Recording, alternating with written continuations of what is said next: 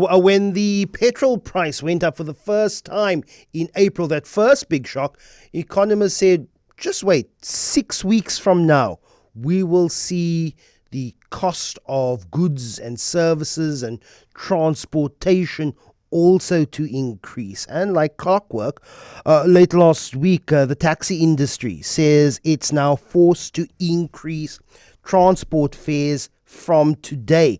The minibus taxi fares across the Western Cape increasing today, commuters paying an extra 2 to 5 rand for shorter trips, up to 150 to 200 rand for long distance travel. The taxi industry saying the increases are necessary because of the rising fuel prices, the growing operating costs of running the industry. Now nearly 1 million passengers use minibus taxis on a daily basis here in the Western Cape.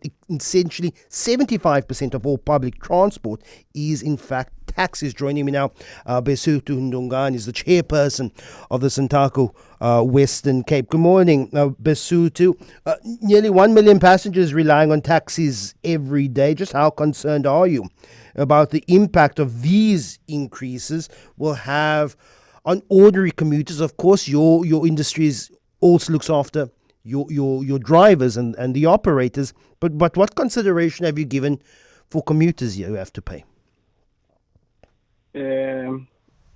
Straight to the point, Leslie, we are deeply concerned with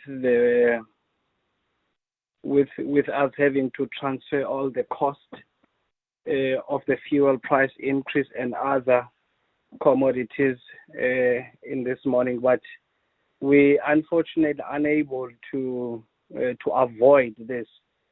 Hence, we have made numerous interventions by communicating with government and all our operators across the province to jointly support the effort of being considerate in terms of our fare price increase, at the same time lobbying government to come to the party and subsidize the services that we are providing, while also subsidizing the commuting members of the public.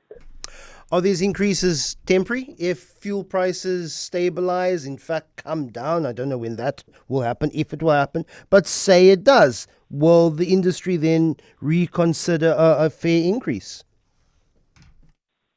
Will it consider a fair increase or fair decrease? The decrease. Will it consider, if fuel prices go down, it will then also then slash commuter prices? Leslie, I think we must also remember that it is not only the fuel price increase that influences the fare increase that we are applying. There's also other factors, because you would notice that within the corporate environment, those who are running their businesses through our services, they continuously transfer the cost to the operators. But for now, we have not been increasing the fare for quite some time, the fares for quite some time, and this increase from where it is, nobody can really vehemently say a commit on something that nobody knows for the future.